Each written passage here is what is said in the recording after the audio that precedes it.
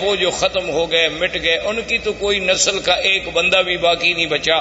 جس کے بارے میں آدمی کہے کہ پھر اس کا کیا ہوا۔ اللہ نے ان کا تو استیصال کلی کر دیا، یعنی بالکل ختم ہو گیا، ان کا تو نام و نشان ہی مٹ گیا۔ اچھا، اب جناب ایک عرب ہے مستعربہ۔ مستعربہ کا معنی ہوتا ہے کہ جنہوں نے عربی لغت کسی دوسرے سے سیکھی ہو۔ تو ہم زیادہ دور اس لیے نہیں جاتے کہ پھر ہم سیرت کے موضوع پہ آتے آتے بھی کئی مہینے لگ جائیں گے۔ ہم حضور صلی اللہ علیہ وسلم کے جد امجد سیدنا ابراہیم الخلیل علیہ السلام اور سیدنا اسماعیل علیہ السلام، کیونکہ حضور صلی اللہ علیہ وسلم جو ہے ولد اسماعیل ہیں،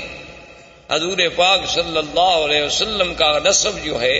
آپ کا سلسلہ انساب جو ہے وہ سیدنا اسماعیل علیہ السلام تک جاتا ہے، اور پھر سیدنا اسماعیل علیہ السلام سے سیدنا آدم علیہ السلام تک۔ لیکن اگر ہم اسی سلسلے کو پھر ابتدا سے دیکھیں، یعنی ابتدائے آفرینش سے سیدنا آدم علیہ السلام سے، تو پھر تو ایک پوری تاریخ انسانیت کا ہمیں عبور کرنا پڑے گا۔ لیکن اگر ہم سیدنا اسماعیل اور سیدنا ابراہیم علیہ السلام سے شروع کریں تو ایک تو ہم قریب آ جائیں گے، اور دوسرا ان سے حضور کا براہ راست تعلق ہے کہ حضور صلی اللہ علیہ وسلم ولد اسماعیل۔ تو مختصراً یہ عرض کروں کہ اللہ نے سیدنا ابراہیم علیہ السلام کو حکم دیا کہ اپنے بیوی بچوں کو جا کے ایک ایسے مقام پہ چھوڑیں جہاں کوئی آبادی نہیں، کوئی وہاں انسان نہیں،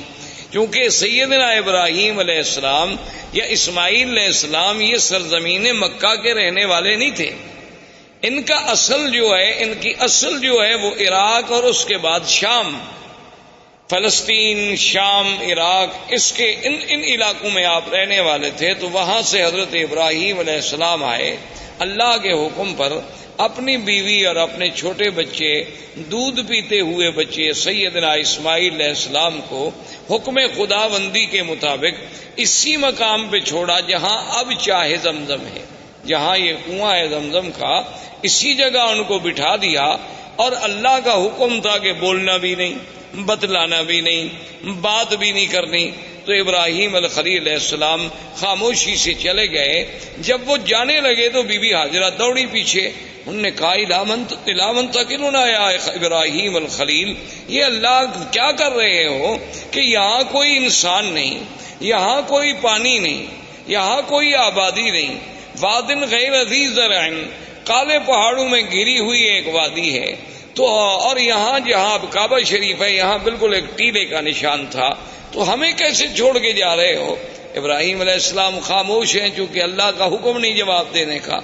تو آخر بی بی نے مجبور ہو کر یہ جو جنت المعلا جسے آپ کہتے ہیں نا جنت المعلا، یہ اصل میں اس کو معلا کیوں کہتے ہیں کہ یہ کعبۃ اللہ کا سرزمین مکہ کا اونچا حصہ ہے، یعنی یہ اعلیٰ ہے، اعلیٰ معنی بلند،